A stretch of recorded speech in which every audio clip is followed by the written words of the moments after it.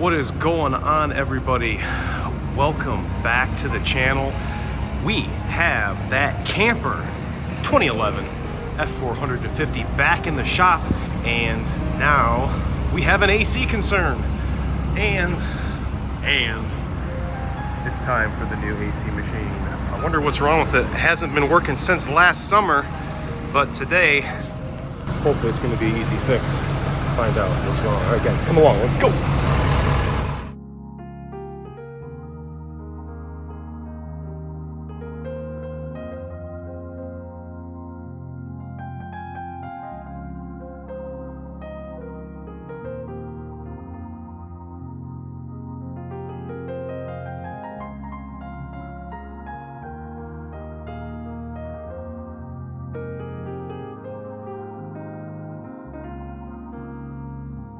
Alright guys, thanks so much for coming back and checking us out. Make sure to hit that like and subscribe. We're gonna get this thing in here. Get between the hoists, mirrors looking good. Yeah. I like it. I think that's good. Heck yeah. Just plugged in the new machine. I'm so excited. I just got it a couple weeks ago. Filled up the first of many tanks, and I'm gonna go and try to find out what is wrong with this truck. Now, I have already verified the last visit. It was last week. We did a full PM on it, did some maintenance, and let him go. But I just realized this was hanging. Okay, is this, what do we got going on here? Huh. I guess that is for the washer solvent, but we had to use, okay, I could dig that. That was a temporary repair. I'm just gonna leave that like that. Yeah, so the AC did not work. I did verify the clutch was not coming on. I do not know if it has no refrigerant in the system, so I'm gonna need gauges. I'm gonna need an AC machine. If it is, if it does not have any refrigerant in it, I'm gonna have to do like a slight partial charge and visually inspect anything up here for any leaks. But we could have a bad compressor. I'm not saying I do a lot of those, but I have had to put a good handful of those on because either the clutch takes a dump or the shaft seal starts leaking, and I'll get refrigerant coming from behind the pulley.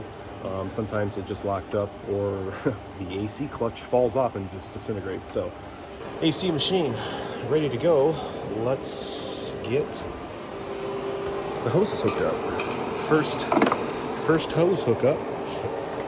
New machine. Oh yeah.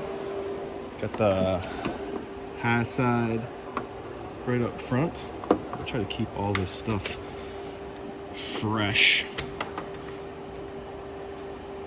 Oh, these are all turned down. Didn't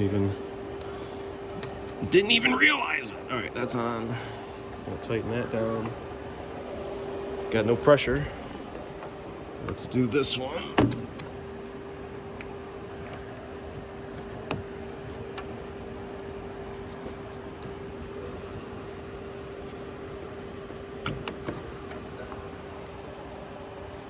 All right, let's get this one on. Okay, low side on, turn it down. I didn't hear any hiss go through the line. We are on, and we have minimal pressure. All right, well, let me get on the other side of the machine.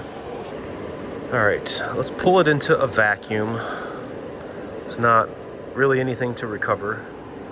Let's see what we do. Checking inlet pressure. I like the keypad on this. Do not save service record. Correct. Leak time. Let's do it for 5 minutes.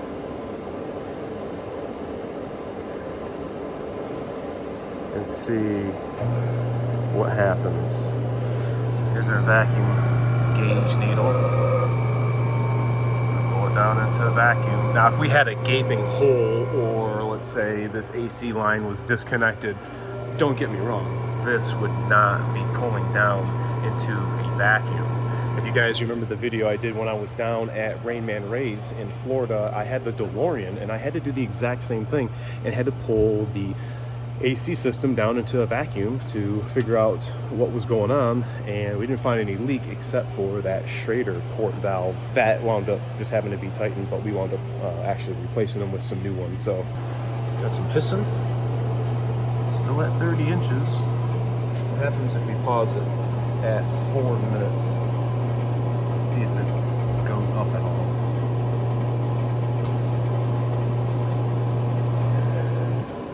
Paused.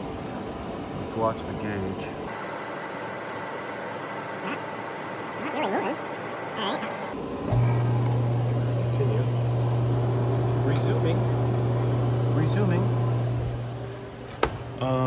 Alright, let's look at, while this is continuing to vacuum down, let's look at the condenser. Some guys get confused. The evaporator is in the dash behind or in the HVAC case behind the dash. The condenser is up front by the radiator. And telltale signs of anything leaking would be green. Refrigerant's got some fluorescent dye, but looking at it, it looks all snotty and green. Okay, I don't see anything out of the ordinary, just right up front. First gig's at. Here we have a AC connection right here.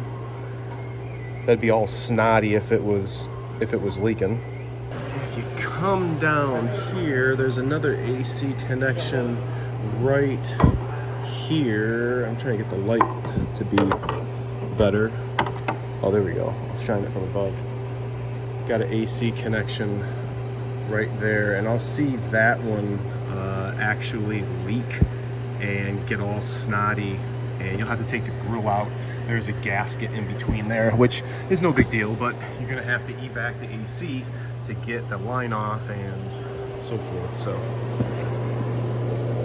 all right, so we're doing some internal conditioning of the tank. Now we're exiting. About 20 seconds left. Oh, just under 20 seconds, 15 seconds. Then the vacuuming session is going to be done. I think I just walked into a spider web. I hate that stuff. Is that gauge going to move? All right. Leak test not performed. We're going to do the leak test right meow.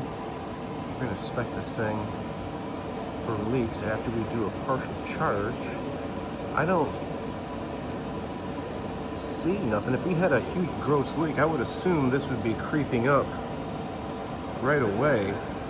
Now, some people may think that when, my AC is not cool, I need to charge it up, I need to put more stuff in.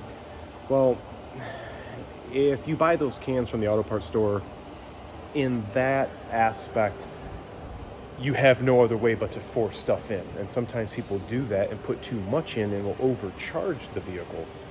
So when you pull it into when you pull the system into a vacuum, and this all happens inside the machine, when the valve opens to allow the refrigerant to come in, for every action there's an equal and an opposite reaction.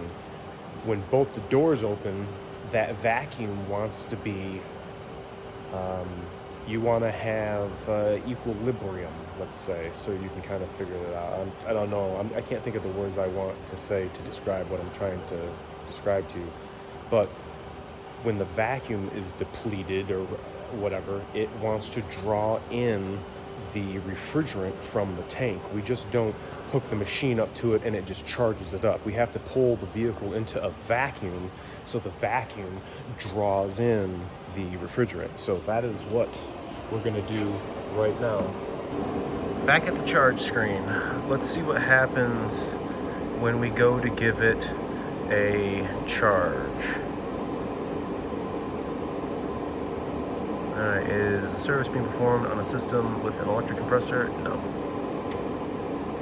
Checking inlet pressure. We have 0.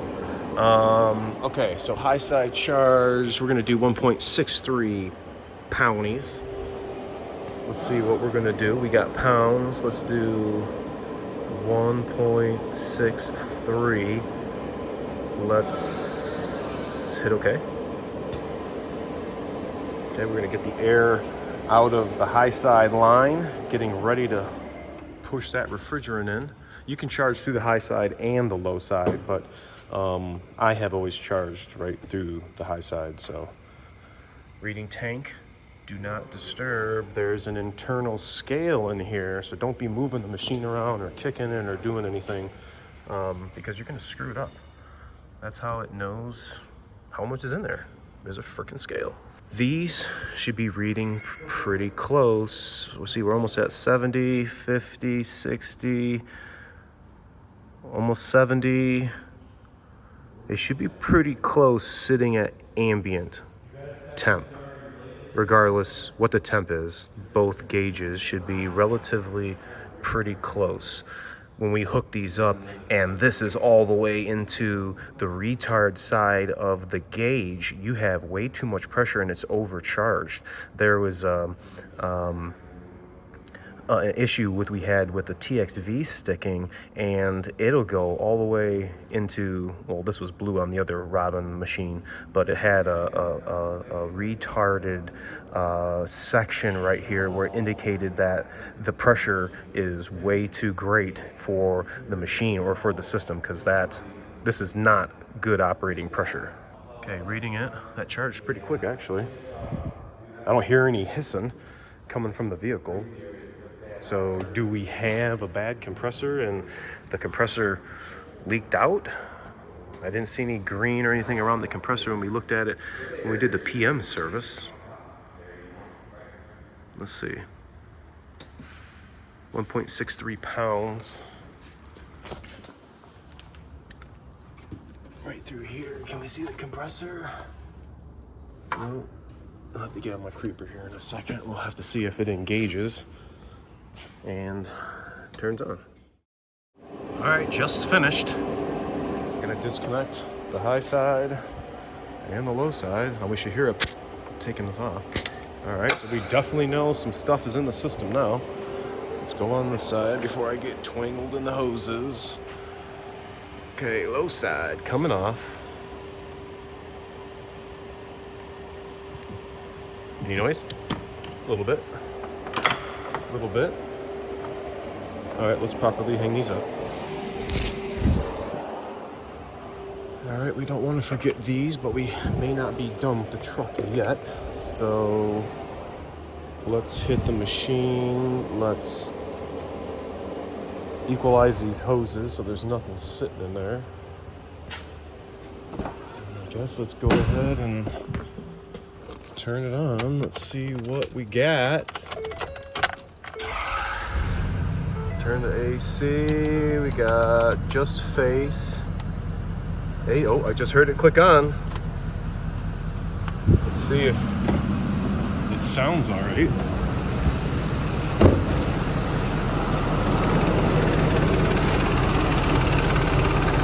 Oh, I hear some noise.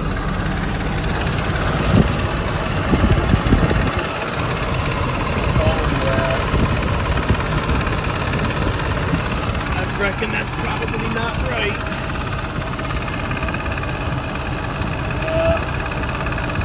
AC's on.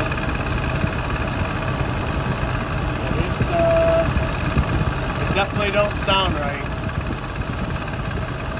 Let's see if it shuts off. Let's see if the noise changes.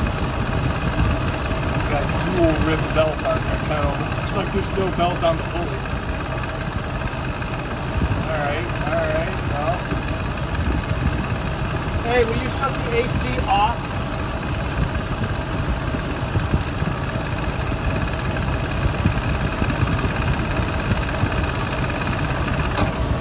Oh, alright, shut the truck off.